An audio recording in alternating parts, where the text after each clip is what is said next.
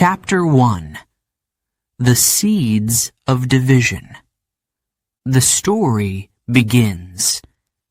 It is the year 1945. The Second World War has just ended. In Vietnam, the people are filled with hope. They dream of freedom. They want their country back. For many years, Vietnam had been ruled by France. The Vietnamese fought hard to win their independence. Now, they see a chance to build their own future. But hope does not last forever. A leader rises in the north. His name is Ho Chi Minh. He has a vision. He believes in communism, a system where everyone is equal and the government controls everything. To Ho Chi Minh, communism is the way to create a fair and strong nation. Many people in the North agree with him. They want change. They want a country free from foreign powers. In the South, things are different. The leaders there do not trust communism. They believe in capitalism, where people can own businesses and property. They want a democratic government, where leaders are chosen by votes. They fear that communism will take away their freedom. That country is divided, not just by ideas, but by the land itself. In 1954, a line is drawn across Vietnam.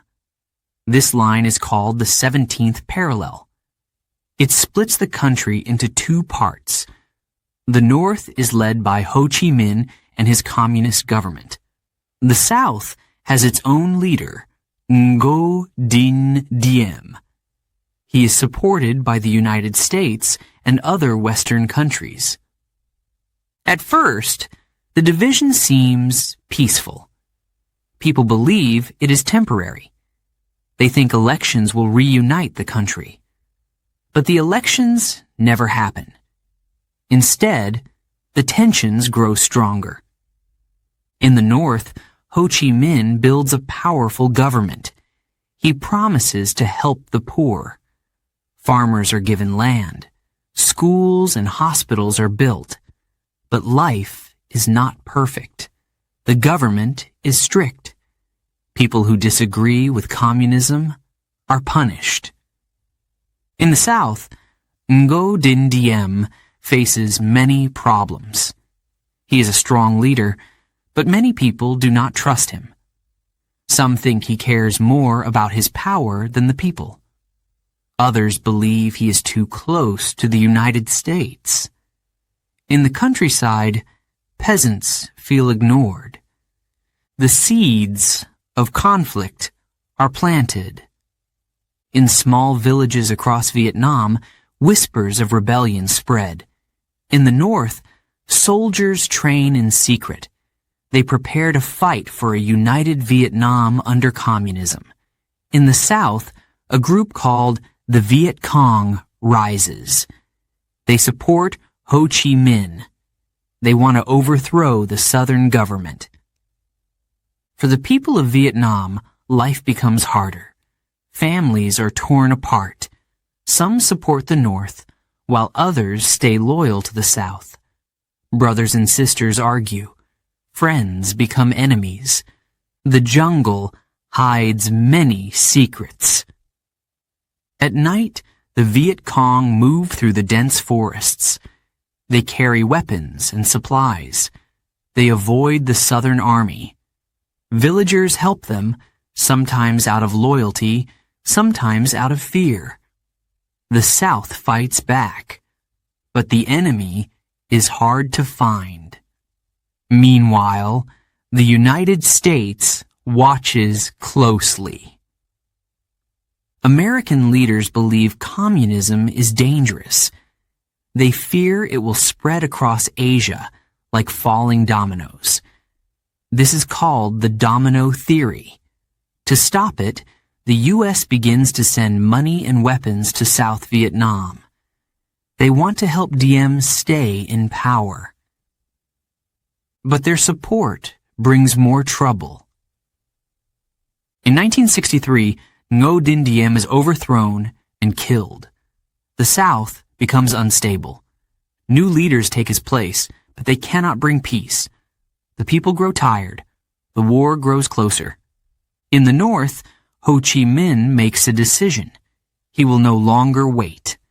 His army, the North Vietnamese Army, begins to attack. They want to unite Vietnam, even if it means war. The division between North and South becomes deeper. Every day, more soldiers join the fight. The jungle echoes with the sound of gunfire. Villages are burned. Children cry. Mothers pray for peace, but the war is only beginning. And yet, there is courage. In the middle of the chaos, ordinary people show extraordinary strength. Farmers work in their fields, even as bombs fall nearby. Teachers continue to teach children in hidden schools. Families protect each other even when it is dangerous. The seeds of division have grown into a storm. The year is now 1965. The United States sends its first combat troops to Vietnam. The war becomes global. The world watches, but no one knows how it will end. For the people of Vietnam, life will never be the same. The story of the Vietnam War is just beginning. Chapter 2. A nation caught in the crossfire. The sun rises over a quiet village. Chickens cluck in the dirt roads. Farmers prepare to work in the rice fields. Children laugh as they play near their homes. It feels peaceful, but the peace will not last. War has found its way here. At first, the villagers do not see the soldiers. They only hear rumors. The Viet Cong are coming, some whisper. The Southern Army is on patrol, others warn. The people are confused. They wonder, who is friend? Who is enemy? No one is sure. One night, the village is woken by a strange noise. Footsteps. Many footsteps. Shadows move through the trees. The villagers stay inside their homes. They peek through cracks in the walls. They see men in black clothing. The Viet Cong have arrived. The soldiers speak calmly. "We are here to free you," they say. "The South is your enemy. Help us, and we will protect you." Some villagers believe them. Others stay silent. They are afraid. Not long after, the Southern Army comes. They march into the village with guns and trucks. They look for Viet Cong fighters. They search homes. They ask questions. "Who helped them?" the soldiers demand. "Tell us the truth." But the villagers say nothing. The army grows angry. Innocent people are punished. Homes are burned. Families are forced to leave. The villagers cry.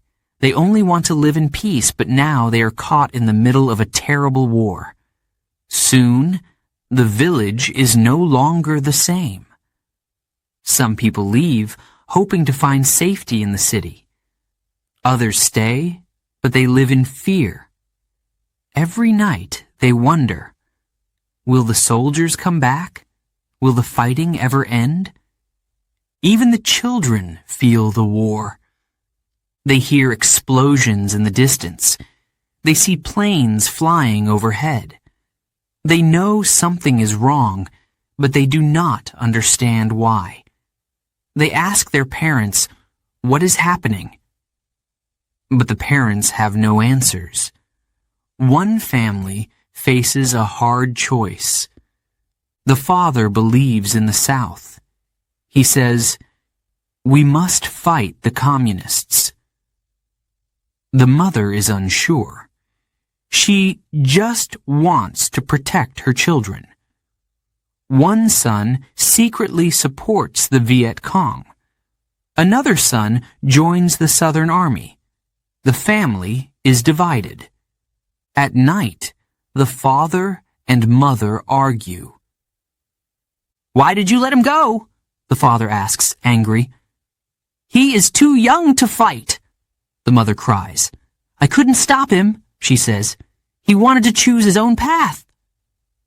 The brothers meet again, but not as family. One day, the two sons find themselves on opposite sides of a battlefield. They recognize each other. Their eyes meet. For a moment, the fighting stops. But they cannot go home. The war has taken away their peace. The villagers suffer, but they are not alone. All over Vietnam, families face the same pain. Cities are bombed. Fields are destroyed. Refugees fill the roads, carrying what little they have. The war does not spare anyone. In Saigon, the capital of the South, people try to live normal lives. Shops stay open. Students go to school. But even here, the war is close. Soldiers patrol the streets. Families keep radios on, listening for news.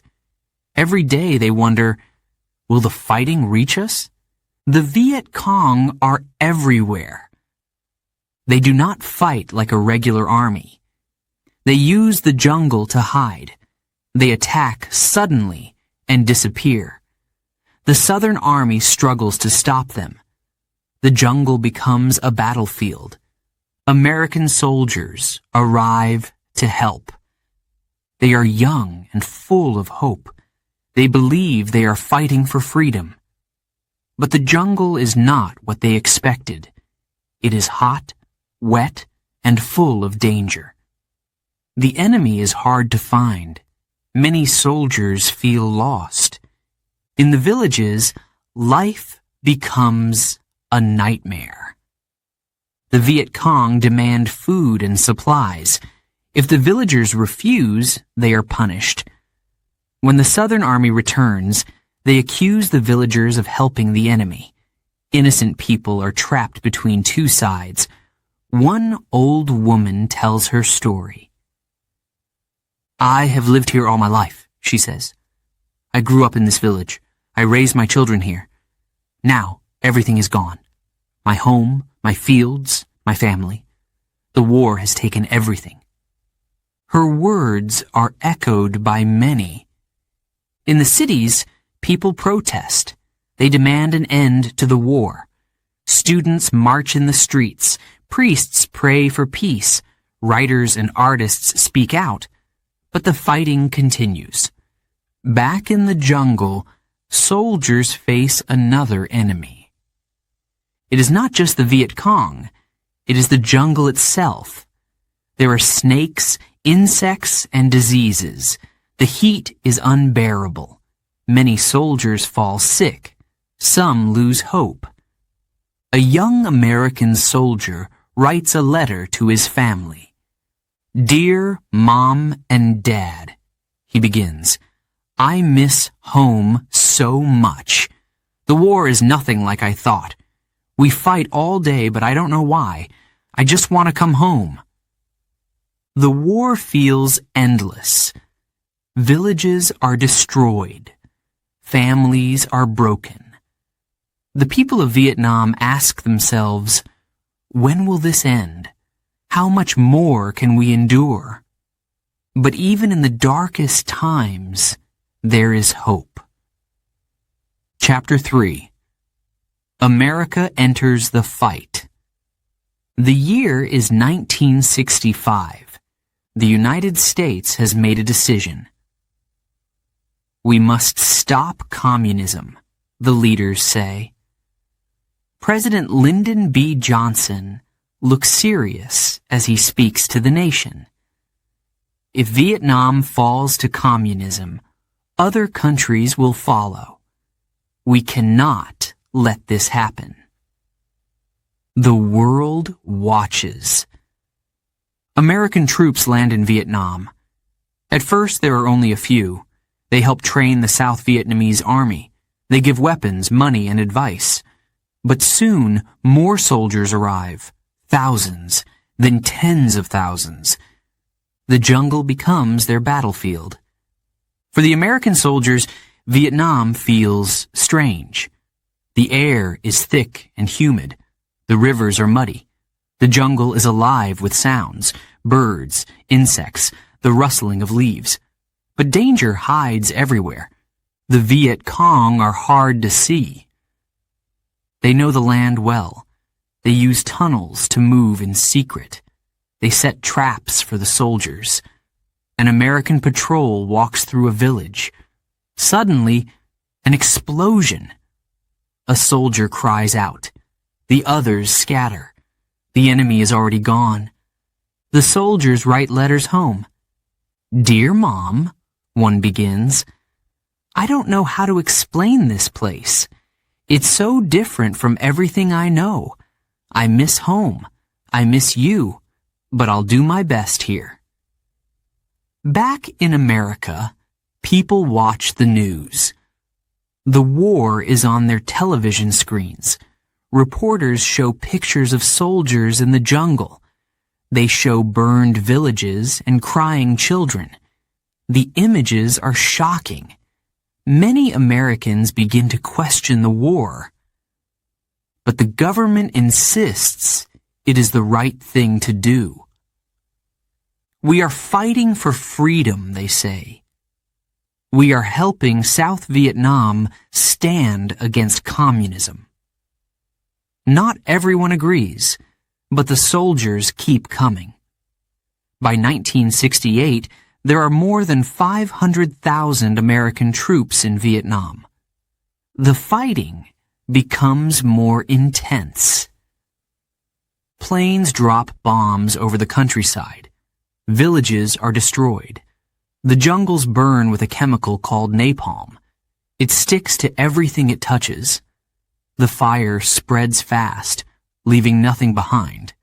The people suffer greatly. A young Vietnamese girl runs from her burning village. Her clothes are gone. Her skin is burned. She screams, but no one can help her. A photographer captures her pain in a single picture. It becomes a symbol of the war. The soldiers feel the pain too. Many are only 18 or 19 years old. They left their homes, their families, their friends. They came to fight for freedom, but now they wonder, what are we really fighting for? In the cities, protests begin. Students gather at universities. They chant, "No more war." They carry signs that say, "Bring our boys home." The protests grow louder. Some Americans support the war. Others demand peace. The country becomes divided. In Vietnam, the war changes. The North Vietnamese army joins the fight more openly. They attack in larger groups. They use new weapons sent by their allies, China and the Soviet Union. The South Vietnamese army struggles to keep up. American soldiers face a new kind of war. It is not like the wars they studied in history books. There are no clear battle lines. The enemy is everywhere and nowhere. A farmer in the daytime might be a Viet Cong fighter at night. The soldiers grow tired. They march through the jungle, soaked with rain. They dig foxholes and wait for attacks. They carry heavy packs and even heavier thoughts. Some think of their families back home. Others wonder if they will survive. The jungles are not the only battlegrounds. In the air, American bombers fly high. They drop bombs on cities, roads, and bridges in the north. The destruction is massive, but the North Vietnamese are determined. They rebuild quickly. One American pilot is shot down. He parachutes into enemy territory. The Viet Cong capture him. He becomes a prisoner of war. Months turn into years. He writes letters to his family, but doesn't know if they will ever read them. The war seems endless. For every village the Americans take, the Viet Cong take another. For every bridge the Americans bomb, the North builds a new one. Both sides fight hard, but neither side wins. The American people grow weary. The protests at home become louder. Mothers cry for their sons. Fathers write letters to the president. Bring our boys home, they beg. The government feels the pressure. In Vietnam, a soldier looks at the stars. It is quiet for a moment. He thinks of his family back home. He wonders if they are safe, if they think of him. He feels lonely, but also proud. He believes he is fighting for something bigger than himself. But even he has doubts. The war is not like he imagined. He thought it would be simple. Good versus evil. Freedom versus communism. But now, he sees the faces of the people. They are just trying to survive. The chapter ends with questions. Will America's involvement bring peace, or will it bring more pain? Will the war ever end? No one knows the answers. The only certainty is that the story is far from over. Chapter 4. Jungle Warriors. The jungle is alive. Birds call from the treetops. Insects hum in the thick air. Leaves rustle in the wind. But beneath the beauty lies danger. The jungle is not just a place. It is a battleground. Soldiers march through the trees. Their boots sink into the soft, wet ground. Sweat drips down their faces. Their uniforms cling to their bodies. The air is heavy, thick with heat and the smell of damp earth. The soldiers carry heavy packs. Each one holds a rifle, ammunition, water, and supplies. Their backs ache. Their legs are tired. But they cannot stop. Every step could be their last. They listen carefully. The jungle is full of sounds, but which ones are normal? A branch snaps. A bird flies away. Is it just an animal, or is it the enemy? The soldiers grip their weapons tightly. The Viet Cong are watching. They know the jungle well. They move silently, like shadows. They set traps in the paths. They dig holes, sharp spikes hidden at the bottom. The jungle is their ally. Suddenly, an explosion. A soldier steps on a mine. The blast shakes the ground. Smoke fills the air. Men shout orders. "Get down!" one yells. The others drop to the ground, hearts pounding. The jungle is quiet again. Except for the cries of the wounded. Medics rush to help. They work quickly, bandaging wounds, giving water. The injured soldier is carried away on a stretcher. The others move on, more cautious than before. The jungle seems endless. Trees stretch high above them, blocking the sun. Thick vines hang like ropes. Streams cut through the land, their water brown and muddy. It feels like the jungle is closing in, swallowing them whole. At night, the jungle changes. Darkness falls quickly. The soldiers set up camp. They eat cold rations and clean their weapons. Some try to sleep, but the jungle does not rest. Strange sounds echo through the trees. Frogs croak. Owls hoot. A distant howl sends shivers down their spines. One soldier stands watch. He grips his rifle, scanning the shadows. His eyes are heavy with sleep, but he cannot relax. He knows the Viet Cong attack when least expected. Every rustle of leaves makes his heart race. The jungle hides everything. The Viet Cong use tunnels to move unseen. These tunnels are deep underground. They are dark, narrow, and dangerous. The soldiers call them rat holes.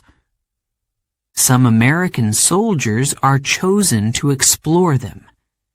They are called tunnel rats. These men are small and brave. They crawl into the tunnels with flashlights and pistols. Inside, they find traps, supplies, and sometimes the enemy. It is terrifying work. The soldiers face more than the enemy. The jungle itself is a challenge. The heat is unbearable. The rain comes without warning, soaking them to the bone. Mosquitoes swarm around them, spreading disease. Many soldiers fall ill. Still, they march on. They push through thick bushes, their machetes cutting a path. They cross rivers, holding their rifles high above their heads. They climb steep hills, their boots slipping on the wet ground. One soldier remembers home. He thinks of his family sitting at the dinner table. He imagines his little sister laughing. He misses her smile.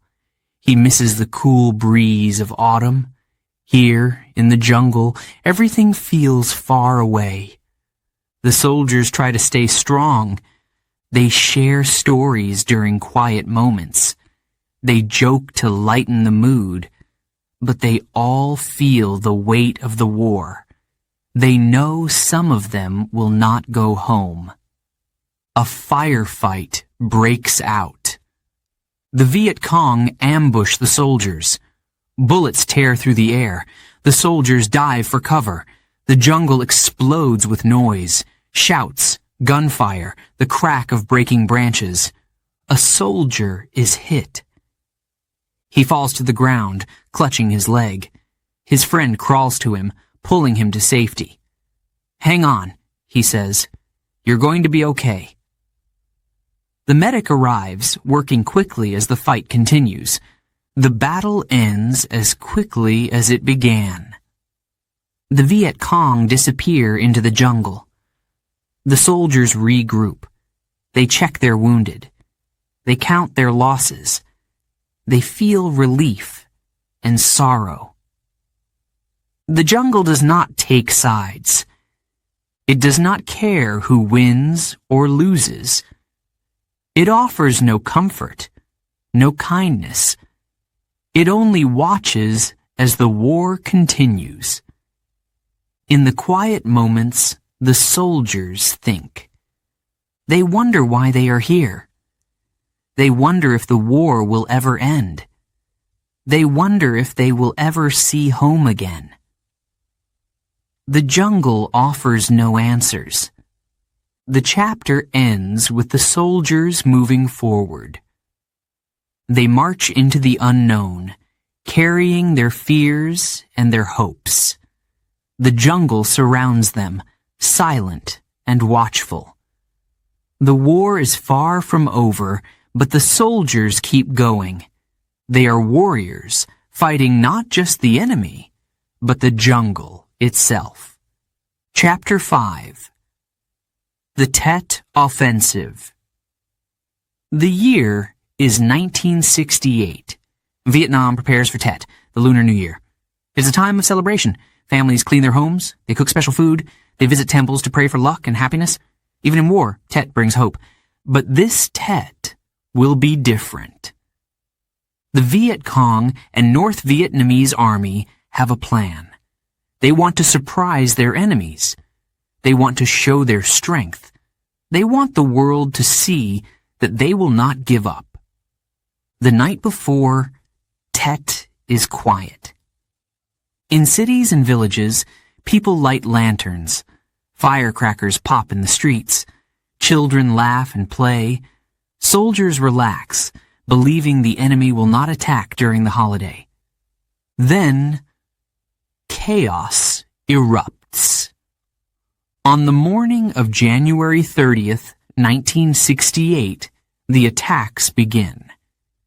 In Saigon, the capital of South Vietnam, explosions shake the city. The U.S. Embassy is under attack. Viet Cong fighters storm the gates. Gunfire echoes through the streets. In Hue, an ancient city, the fighting is fierce. North Vietnamese soldiers take control. They march through the streets, raising their flag. The South Vietnamese army fights back, but the enemy is strong. Buildings crumble. Families hide in fear. The attacks are everywhere. More than 100 cities and towns are hit. No place is safe. Hospitals, schools, and markets become battlegrounds. Soldiers rush to defend their positions. Civilians run for their lives. The world watches in shock. News reporters film the destruction. They show images of burning buildings and terrified families. They show soldiers fighting in the streets. These images travel across the world, bringing the war into people's homes. An American soldier writes in his diary, "I've never seen anything like this. They hit us everywhere all at once. We weren't ready. We're fighting back, but it's chaos. I don't know how this will end." In the countryside, villages are destroyed. The Viet Cong move quickly, attacking small towns. They burn houses and cut off roads. They try to isolate the South Vietnamese army. Many villagers lose everything. A mother carries her child through the chaos. She clutches him tightly, her face pale with fear. Around her, people scream. Smoke fills the air. She prays for safety, but she does not know where to go. The battle for Saigon rages on. Viet Cong fighters hide in buildings. U.S. and South Vietnamese soldiers search for them. The streets are filled with gunfire. Helicopters fly overhead, searching for targets. One soldier risks his life to save a friend. A grenade lands nearby. Without thinking, the soldier jumps on it, shielding his friend. He is badly injured but survives. His bravery inspires those around him. The fighting in Hue lasts for weeks. The North Vietnamese army refuses to leave. The South Vietnamese and U.S. forces fight street by street. Tanks roll through narrow roads. Artillery shells explode in the distance. The people of Hue suffer greatly. Thousands are killed. Many are forced to flee. Others are taken prisoner. When the battle finally ends, the city is in ruins. The ancient buildings are gone. The people are left to rebuild their lives. For the Viet Cong and North Vietnamese army, the Tet Offensive is a bold move. They hoped it would inspire an uprising in the South. But the South Vietnamese people do not rise up.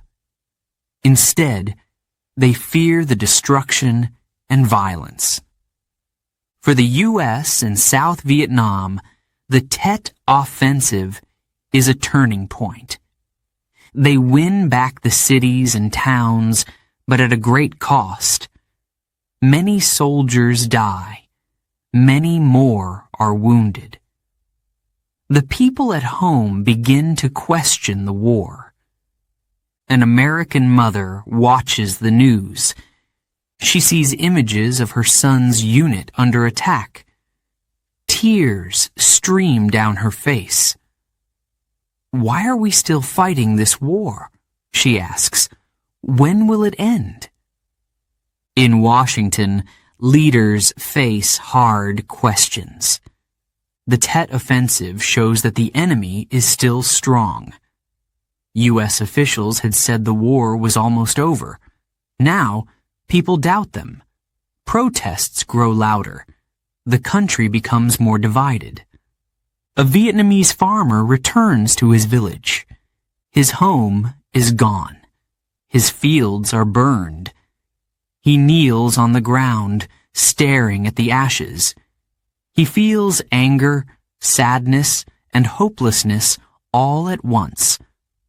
The Tet Offensive leaves scars. For the people of Vietnam, it is a time of loss. Families are torn apart. Homes are destroyed.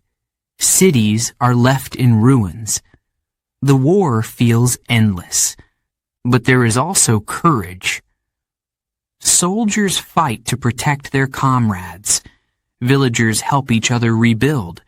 Medics work tirelessly to save lives. Even in the darkest times, the human spirit endures. The chapter ends with uncertainty. The Tet Offensive has changed the war. It has changed how the world sees it. But will it bring peace, or will it bring more suffering? No one knows. The story continues. Before we begin Chapter 6, a quick note for our listeners. You're currently listening to this audiobook on Woo English. Remember, this content is specially made for Woo English listeners only. If you're hearing it on any other channel, it may be a violation of Woo English's rights. Please ensure you're tuned into the right source to fully enjoy and respect this audiobook journey. Now, let's continue the story. Chapter 6. Life at Home. Back in America, the war is everywhere. It is on television screens. It is in newspapers. It is in the hearts of families with loved ones overseas. The Vietnam War feels far away, but its impact is close. People are divided. Some believe the war is necessary. They say, "We must stop communism." Others disagree. They call it a mistake. They ask, "Why are our young men dying in a war we cannot win?" The protests begin small. A few students gather on college campuses. They carry signs that say, "Stop the war." They sing songs about peace. They call for an end to the fighting. But the protests grow louder. In cities across the country, thousands march through the streets. They chant, "Bring our boys home." Police try to control the crowds. Sometimes violence breaks out. A mother watches the protests on TV. Her son is a soldier in Vietnam. She feels torn. She wants her son to be safe, but she also wants him to come home a hero. She whispers, "Why can't there be peace?" Soldiers return from the war. They step off planes, looking tired and worn. Families wait at the airport, holding signs and flowers. Some cry with joy. Others cry with relief. But not all soldiers are welcomed. Some people blame them for the war. They shout, "Baby killers," at the returning troops. The soldiers feel confused. They thought they were fighting for their country. Now they feel rejected. One young man returns to his hometown. He walks down the streets he grew up on. Everything looks the same, but he feels different. The war has changed him. He cannot forget what he saw, what he did. He tries to talk about it. But his friends don't understand. They ask, "What was it like?" He struggles to find the words. He says, "It was hard," but that is not enough to explain the pain inside. Families feel the weight of the war. A father watches the news every night. He hopes for good news but hears only about more battles, more deaths. He worries for his son. He stays awake, staring at the ceiling, wondering if his boy will come home. A young wife writes letters. Every day she waits for the mailman. When a letter comes, she reads it again and again. She holds it close, as if it brings her husband back to her. Not all families are so lucky. Some receive a different kind of letter. It comes in a black envelope. Inside, it says, their loved one has died in the war. The grief is too much to bear. At school, children hear about the war. Their teachers talk about Vietnam. The kids ask questions. Why are we fighting? When will it end? The teachers try to explain, but the answers are not simple. Television brings the war into living rooms. Every night, Americans see images of soldiers in the jungle. They see bombs falling on villages. They see children running from danger. The war feels closer than ever. Musicians write songs about the war. One song becomes famous. Its words say, "All we are saying is, give peace a chance." The song plays on the radio, in homes, in cars. It becomes the voice of a generation. In Washington, the government feels the pressure. Leaders argue about what to do. Some say, we must win this war. Others say, we must leave Vietnam. The country feels divided, not just about the war, but about its future. The protests reach their peak in 1969. In Washington, D.C., a massive crowd gathers. Hundreds of thousands march to the Capitol. They hold candles and signs. They demand an end to the war. But the war continues. Soldiers still fight in Vietnam. Families still wait at home. The protests go on, but so does the suffering. The nation feels stuck, unable to move forward. A veteran sits alone in a diner. He drinks his coffee slowly, staring out the window. He remembers his friends who did not make it back. He feels proud to have served, but he also feels angry.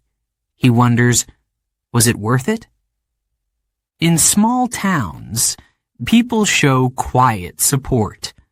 They send care packages to the troops. They write letters of encouragement. They hang yellow ribbons on their trees, a symbol of hope for the soldiers' safe return. But not everyone agrees. At dinner tables, families argue. A father says, "We have to win." His son replies, "This war is wrong." The arguments end in silence, but the tension remains. In churches, people pray for peace. They light candles and bow their heads. They ask for an end to the fighting, for the safe return of soldiers, for healing in their divided nation. The war affects everyone, even those far from the battlefield. A factory worker hears about a neighbor's son who died. A student sees his older brother leave for Vietnam. A mother wonders if her youngest boy will be drafted next. Life at home is full of fear and uncertainty, but there is also hope. Some people believe the war will end soon. They believe their country can heal. They believe peace is possible. They hold on to that hope even when it feels far away. The chapter ends with a question. Can a divided nation find unity? Can a country at war find peace? The answers are not clear, but the people keep hoping, praying, and fighting for a better future. Chapter 7. Voices of Vietnam. The sun rises over a small village in Vietnam.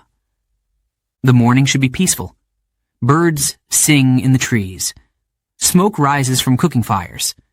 But the people are not at peace. Fear lives in their hearts. A mother wakes her children. "Stay close," she whispers.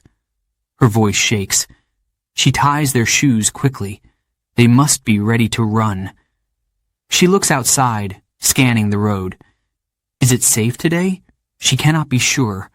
The war is everywhere. Soldiers march through the village. First, it is the Southern Army. They demand food.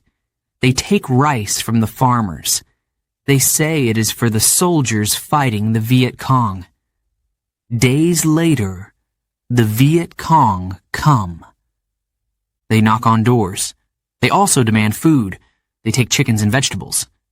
"Help us," they say. "We are fighting for you." The farmers are stuck. If they help one side, the other side will punish them. A farmer watches his field burn. His rice was almost ready to harvest. He worked hard, bending over in the sun, planting each seed by hand. Now, it is all gone. A battle broke out near his farm. Bullets and bombs destroyed everything. He falls to his knees. His hands dig into the dirt. He feels anger. He feels sadness. But most of all, he feels helpless. How can he feed his family now? In another village, children hide. They crouch under tables.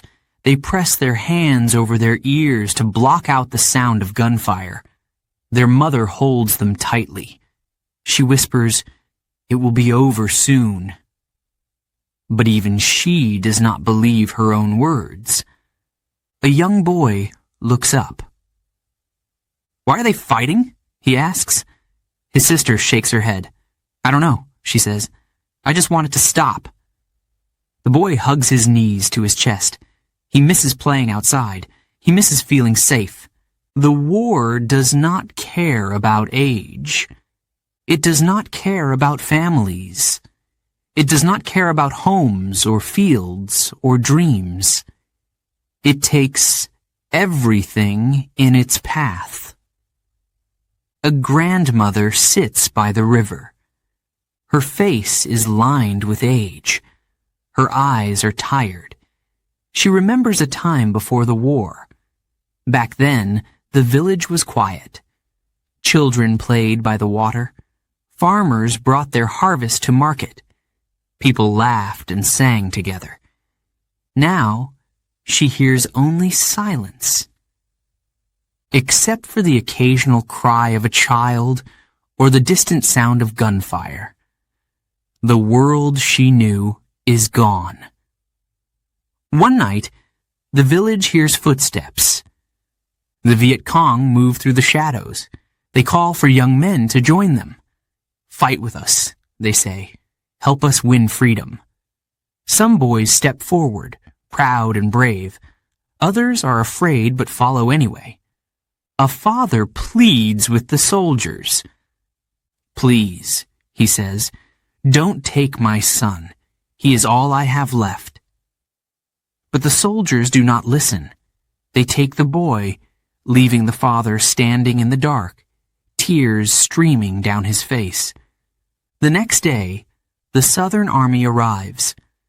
They accuse the villagers of helping the Viet Cong. They demand answers. "Who gave them food?" a soldier shouts. "Who helped them?" The villagers stay silent. They are too afraid to speak. The soldiers grow angry. They burn homes. They arrest men and women. The village is left in ruins. The people are left with nothing. Despite the pain, there is also hope. In a small hut, a mother holds her newborn baby. She looks into the child's eyes and whispers, "You will see a better world." Her voice is soft, but her words are full of determination. The people try to rebuild. Farmers plant seeds in the ashes of their fields. Women sew clothes from scraps of fabric. Children carry water from the river. Life is hard, but they keep going. An old man tells stories by the fire. He speaks of heroes who fought to protect their land. He speaks of neighbors who helped each other in times of need. The children listen, their eyes wide. The stories give them courage. In the cities, refugees arrive. They come with nothing but the clothes on their backs. They sleep in crowded rooms. They beg for food and work. But they are grateful to be alive. One woman opens her home to the refugees. She cooks large pots of rice and soup. She shares what little she has. "We must take care of each other," she says. Her kindness spreads hope among the weary. The war tests the people's strength. But it also shows their resilience. They sing songs to lift their spirits. They pray for peace. They hold on to each other, even when the world around them is falling apart. A farmer stands in his field at sunrise. The air is cool. The sky is pink and gold. For a moment, the war feels far away. He takes a deep breath and picks up his tools. He knows the work will be hard, but he refuses to give up. The chapter ends with a question. How long can the people endure this war? How much more can they lose? Yet, even in their darkest moments, they hold on to hope. The voices of Vietnam are quiet but strong. They will not be silenced. Chapter 8. A War Without Borders. The Vietnam War was no longer just about Vietnam. It spread like wildfire, crossing borders into Laos and Cambodia. The conflict became larger and more dangerous. The jungle was no longer a safe place. No one was safe anymore. The Ho Chi Minh Trail was the key. It was a secret network of paths and tunnels. The North Vietnamese used it to move soldiers and supplies. The trail stretched through Laos and Cambodia, deep in the jungle.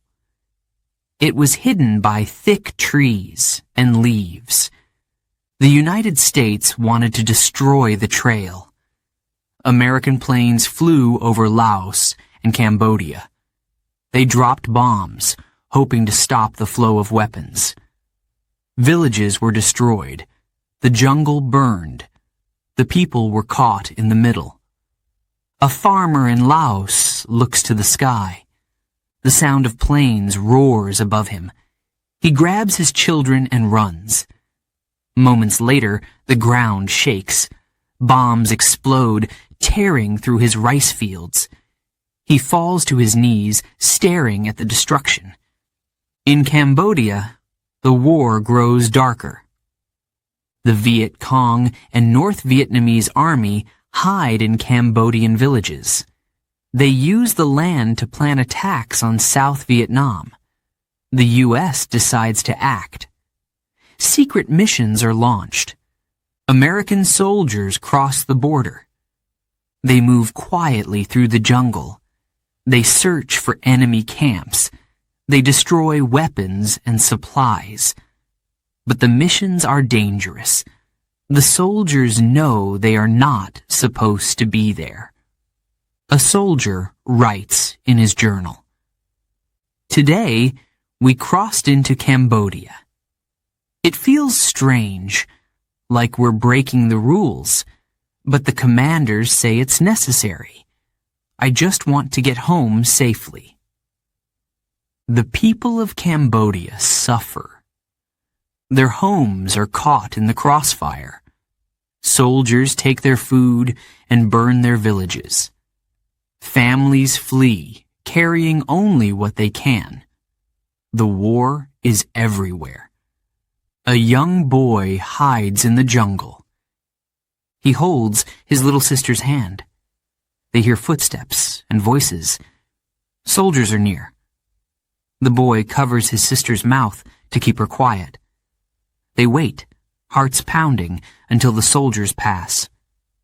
In Laos, the secret war continues. The U.S. sends more bombs. These bombs fall on villages, roads, and fields.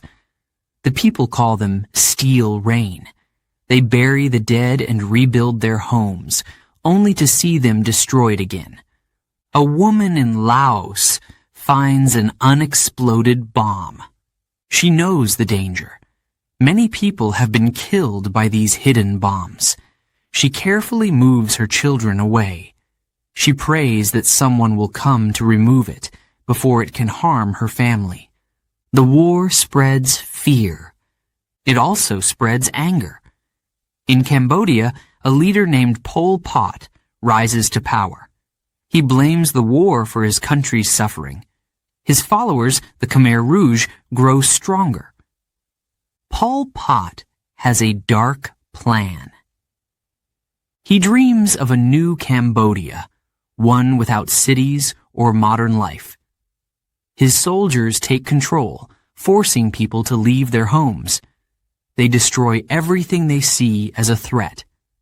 The conflict spirals out of control. In Laos, Cambodia, and Vietnam, the war touches everyone. Farmers, teachers, children, soldiers, no one is spared. The jungles, once full of life, are now battlefields. An American pilot flies over Laos. He looks down at the burning jungle. He feels a deep sadness. What are we doing here? He wonders. How did it come to this? The war becomes harder to understand. There are no clear lines between friend and enemy. Villages that once felt safe are now dangerous. Trust is rare. The people just want the war to end. In Washington, leaders argue. Some say the U.S. must continue the fight. Others say it is time to leave. The war is costing too much: money, lives, and trust. The nation is divided. Back in Cambodia, a village is raided. Soldiers storm the homes looking for Viet Cong fighters. They shout at the villagers, demanding answers. A young man steps forward. "Please," he says, "we know nothing." The soldiers do not believe him. The young man's family watches in fear. They cannot protect him. The soldiers take him away. His mother falls to the ground, crying. She does not know if she will ever see him again. The war feels endless. But even in the darkest times, there is courage.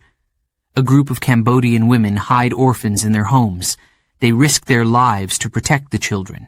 Their bravery inspires hope. In Laos, monks pray for peace. They light candles and offer food to the poor. They speak of kindness and forgiveness.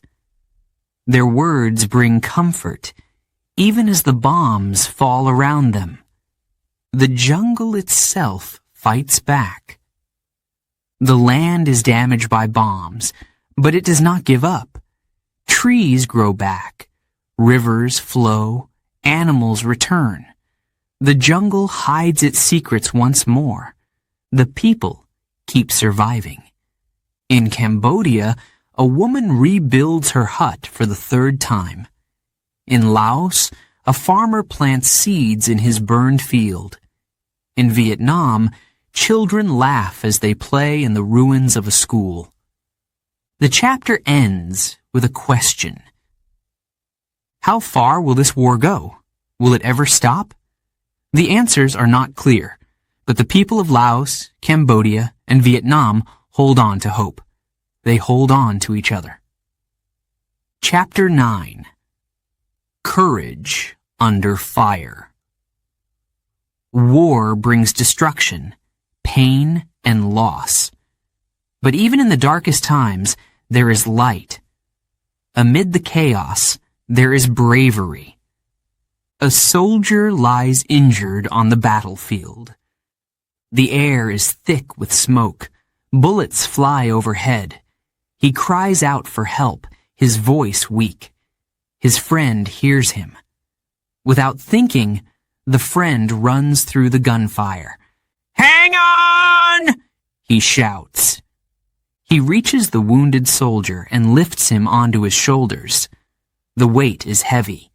His legs tremble. But he keeps moving, step by step, until they are both safe. This is courage. Medics show courage every day. They are the unsung heroes of the war. They carry no weapons, only medical supplies. Their job is to save lives, even when their own lives are at risk. A medic runs to a fallen soldier. The soldier is bleeding badly. The medic works quickly, his hands steady. Around him, the battle rages on. He does not look up. His only focus is the man in front of him. "Stay with me," he says. He applies a bandage and gives the soldier water. He signals for help, and together they carry the soldier to safety. The medic wipes his brow and moves to the next wounded man. In the villages, bravery takes a different form. A young woman hides her neighbors in her home. The soldiers are coming, searching for Viet Cong fighters. If they find the neighbors, they will punish them. The woman hears the footsteps. Her heart races. She whispers to the neighbors, "Stay quiet." The soldiers knock on her door. She opens it, forcing a smile. "There is no one here," she says calmly. The soldiers look around and leave. She has saved their lives. Children show courage too. A boy carries water to soldiers hiding in the jungle. He moves quickly, keeping to the shadows. He knows the enemy is near, but he does not stop. The soldiers thank him, their voices filled with gratitude. In the cities, courage looks different. A teacher continues her lessons in a damaged school. The roof has holes. The windows are shattered. But the children sit in their seats, eager to learn. The teacher holds a book in her hands. "Today, we will read about heroes," she says. Her voice is steady, even though she feels afraid. The children listen closely. For a moment, they forget the war outside. Soldiers in battle rely on each other. One soldier covers his friend as he moves forward. Another shares his last bit of water. In the middle of chaos, their bond grows stronger. They are more than comrades. They are brothers. A group of soldiers is trapped. They are surrounded by the enemy. Their radios do not work. They are running out of ammunition. One soldier steps forward. "I'll go for help," he says. The others protest. "It's too dangerous." But the soldier insists. He crawls through the jungle, careful to avoid enemy patrols. His heart pounds in his chest. Hours later, he reaches help. His courage saves his entire unit. In the air, pilots show courage. An American pilot flies low to rescue wounded soldiers. His helicopter shakes from enemy fire. "We're almost there," he says. His voice is calm, but his hands grip the controls tightly. The soldiers climb aboard. The helicopter rises into the sky. Bullets follow them, but the pilot stays steady. He lands safely, and the soldiers cheer. The pilot smiles, knowing he has done his duty. Bravery is not always loud. Sometimes it is quiet and unseen. A mother hides her children in a small underground shelter. She sings to them softly, her voice steady, even though tears run down her face. A doctor works tirelessly in a hospital. The building is overcrowded. Supplies are running low. But he does not stop. He stitches wounds, sets broken bones, and comforts the dying. His hands are tired, but his heart is strong. A soldier stands guard at night. The jungle is silent, but he knows the enemy could be near. He grips his rifle, his eyes scanning the darkness. He is scared, but he does not let it show. His courage keeps his comrades safe. Bravery inspires others. A young girl sees her father rebuilding their home. The walls were destroyed by bombs, but he does not give up. He lifts bricks and mixes cement, one small step at a time. "We will rebuild," he says. His determination fills the girl with hope. She picks up a hammer and begins to help. Together, they create something new from the ruins. In every corner of the war, there are heroes. A soldier carries his injured friend. A villager hides refugees. A pilot risks his life to save others. Their actions remind us that even in the darkest times, courage shines bright.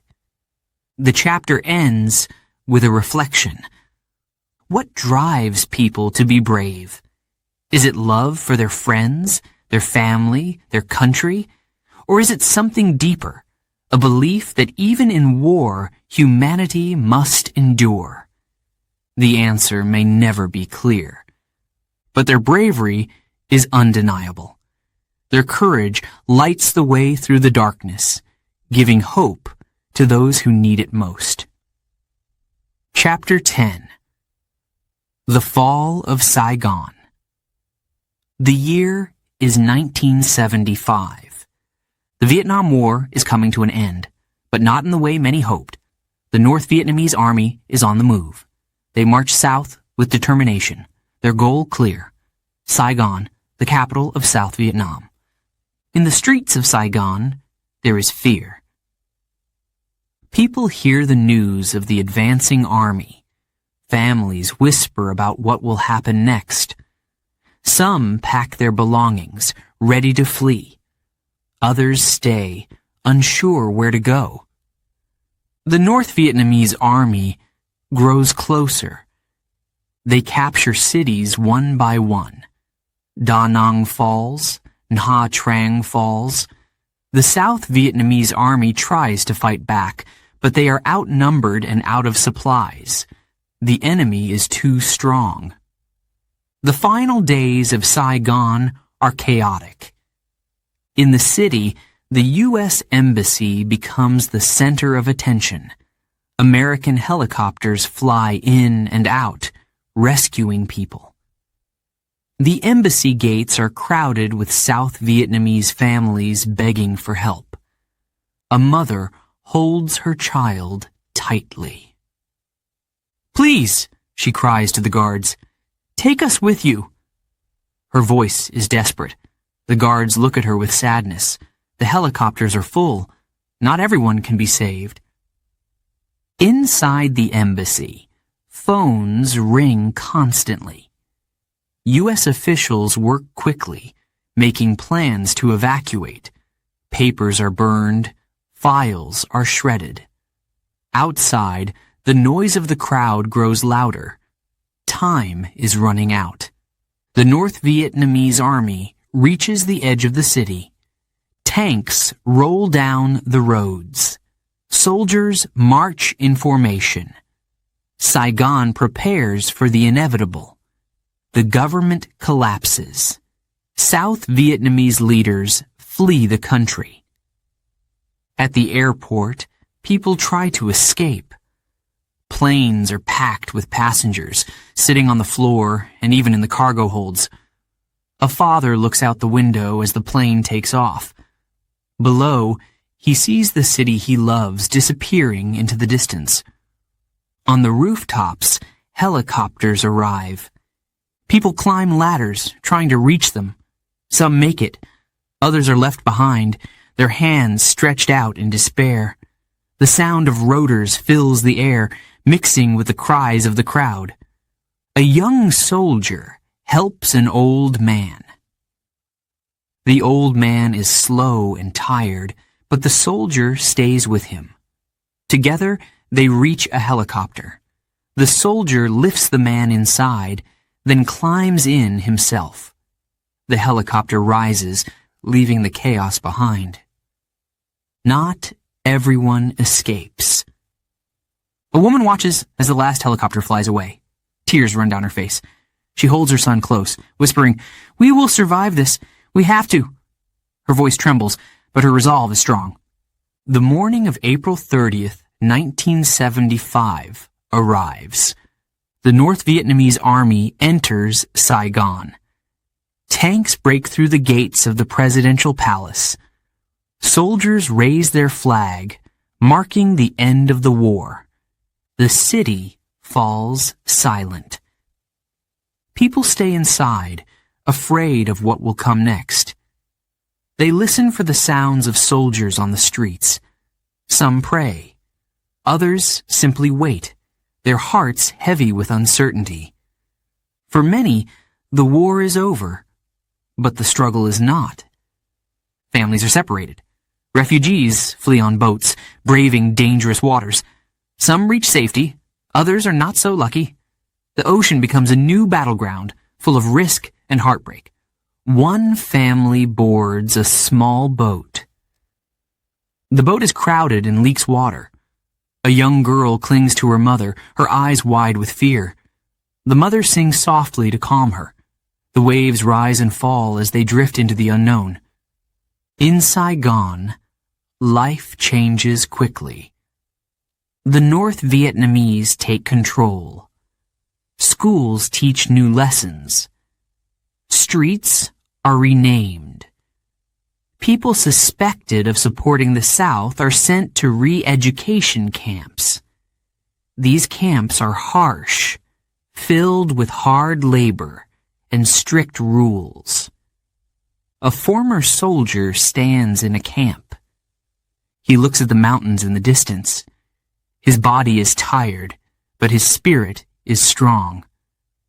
"I will survive this," he tells himself. "I have to." For those who escape, life is also difficult. Refugees arrive in new countries with nothing. They must learn new languages and build new lives, but they carry the pain of leaving their homeland behind. An older man sits in a small apartment. He looks at a photograph of his family. It was taken before the war, when life was peaceful. He touches the picture gently, remembering what he lost. Even in heartbreak, there is hope. In refugee camps, children play together. They laugh and run, finding joy despite their surroundings. Their laughter gives their parents strength. Years later, survivors share their stories. They speak of bravery, loss, and the will to survive. They tell of friends who helped them, strangers who showed kindness, and the courage it took to keep going. The fall of Saigon marks the end of the Vietnam War. But the memories remain. The people of Vietnam carry the scars of the conflict. They remember the lives lost, the families torn apart, and the lessons learned. The chapter ends with a reflection. The war is over, but its effects are not. How do people rebuild after so much loss? How do they find hope after so much pain? The answers are not simple, but the human spirit endures. Chapter 11. The World Reacts. The Vietnam War has ended, but the world is far from calm. The fall of Saigon in 1975 marks the end of the fighting, yet the effects of the war ripple across continents. People everywhere feel its impact. Refugees flee Vietnam. They leave their homes, their belongings, and sometimes even their families. They board crowded boats, hoping to find safety. The journey is dangerous. Many face storms, hunger, and pirates. Some never make it. A family huddles together on a small boat. The father rows tirelessly, his hands blistered. The mother holds her baby, whispering prayers. The older children sit quietly, staring at the vast ocean. They dream of a better life, but the future is uncertain. In the United States, people ask questions. The war cost billions of dollars and claimed thousands of lives. Many wonder, was it worth it? Soldiers return home, but not to parades or celebrations. Instead, they face anger and indifference. A veteran walks through his hometown. He sees familiar streets and faces, but he feels like a stranger. He carries memories of the jungle, of battles, and of friends who did not return. He asks himself, why did we fight? The war divides America. Some blame the government for its decisions. Others blame the protesters for weakening the country's resolve. Families argue at dinner tables. Politicians debate in Congress. The wounds of the war run deep. Across the globe, nations react. In Asia, the victory of North Vietnam inspires other communist movements. In Cambodia, the Khmer Rouge takes power, leading to more violence and suffering. In Laos, the scars of the secret war remain. In Europe, the war sparks reflection. People question the role of powerful nations in smaller countries. They wonder about the cost of war and the price of peace. Leaders debate how to prevent such conflicts in the future. In Vietnam, the rebuilding begins. The country is united under one government, but the challenges are immense. Cities are in ruins, villages are empty, the jungle still hides unexploded bombs. The people work hard to start again. A farmer plants rice in a burned field. His hands move quickly, placing each seed in the wet soil. He remembers the war, but he focuses on the future. We must rebuild, he says to his son. This is our home. The stories of refugees reach the world. They tell of families separated, of boats lost at sea, of hope and survival. These stories move hearts. Some countries open their doors to refugees. Others hesitate, unsure of how to help. A young boy arrives in a new country. He does not speak the language. He does not understand the customs, but he smiles politely, holding his mother's hand. Together, they begin a new life, far from the war. The lessons of Vietnam echo loudly. The war teaches the world about the limits of power. It shows that even the strongest nations can face defeat. It raises questions about intervention, responsibility, and the human cost of conflict. At the United Nations, leaders discuss peace. They talk about avoiding future wars. They create programs to help countries recover. But the memories of Vietnam remain, a reminder of what happens when peace is lost. In America, artists and writers tell the story. Movies, books, and songs about Vietnam appear. Some show the bravery of soldiers. Others focus on the pain of war. All of them remind people of what was lost. A filmmaker interviews a veteran. "What do you want people to know?" she asks. The veteran pauses. His eyes fill with tears.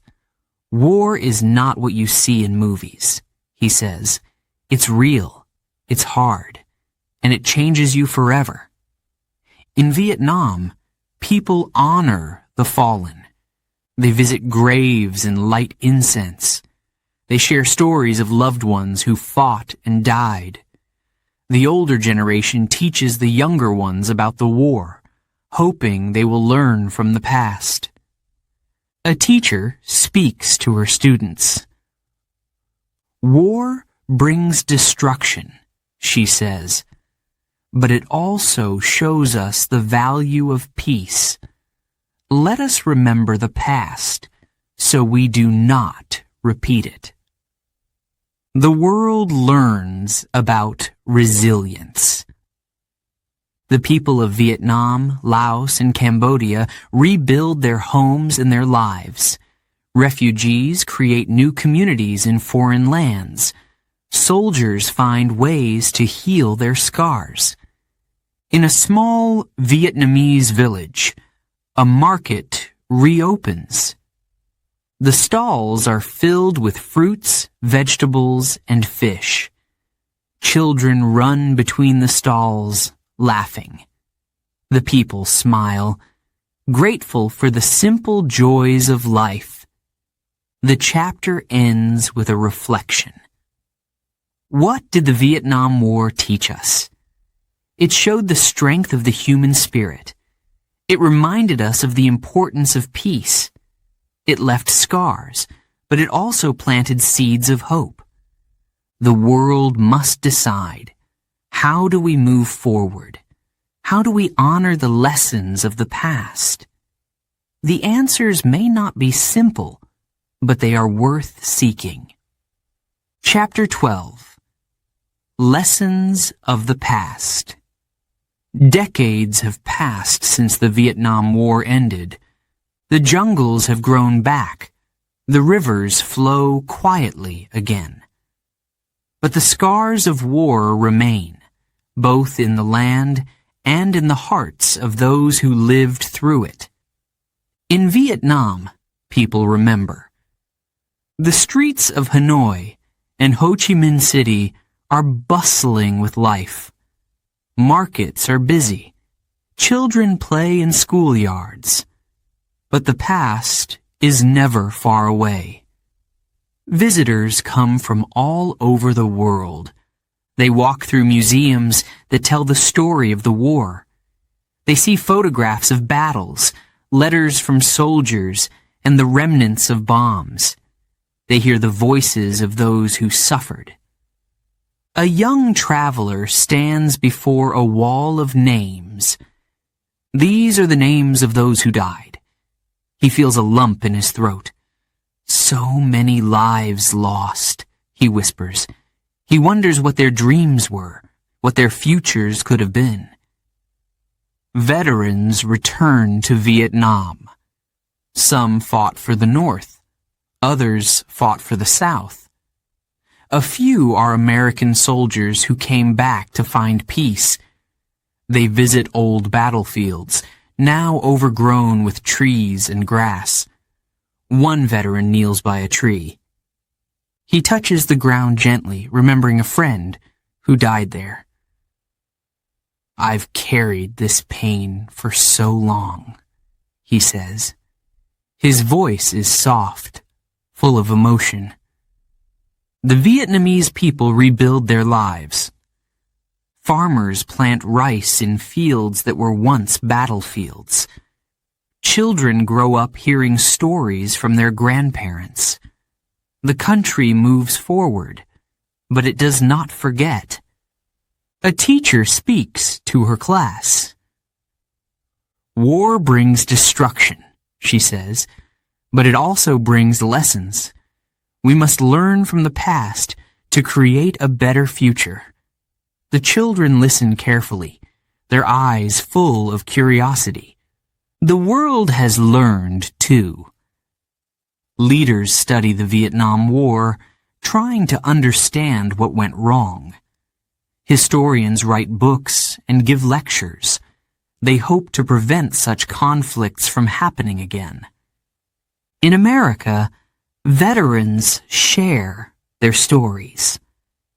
They speak at schools, libraries, and community centers. They talk about their experiences, their fears, and their hopes. Their words are powerful, teaching young people about the cost of war. An older man stands before an audience. I was just a boy when I went to Vietnam, he begins. His hands tremble slightly as he holds the microphone. I saw things no one should ever see, but I also saw bravery, kindness, and love.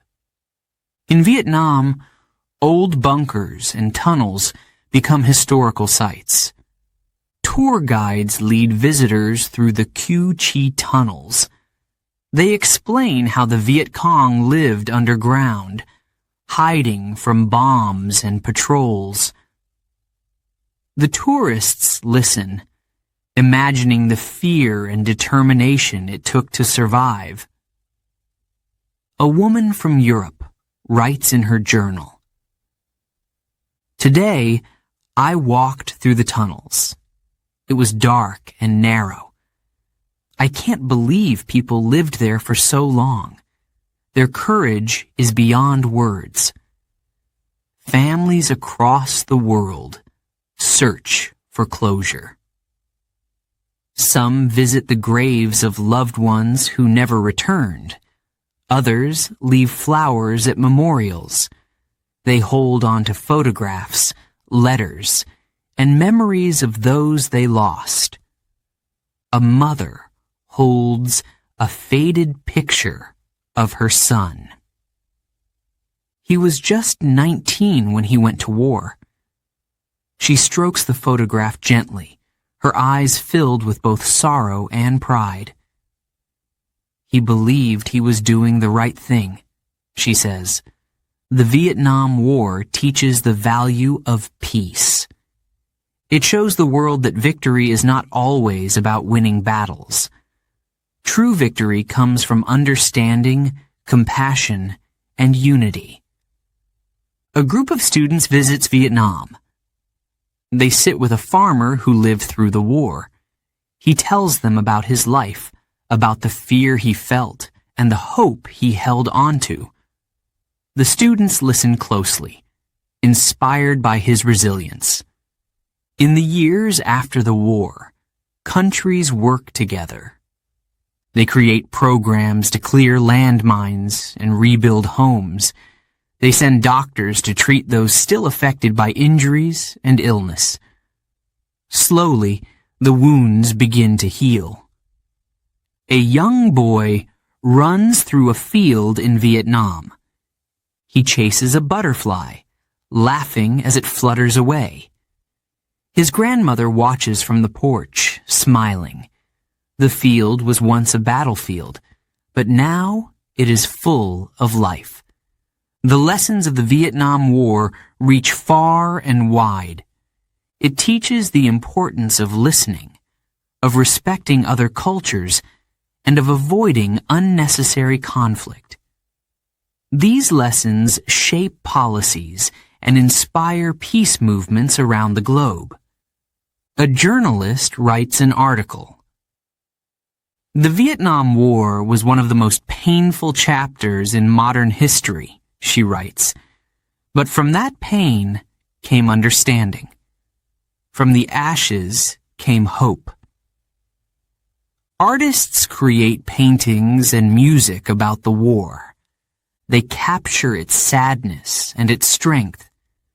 Their work reminds people of the human cost of conflict and the beauty of peace. In a small gallery, a painting hangs on the wall. It shows a young soldier helping a wounded friend. The brushstrokes are soft, the colors muted. A visitor looks at it for a long time.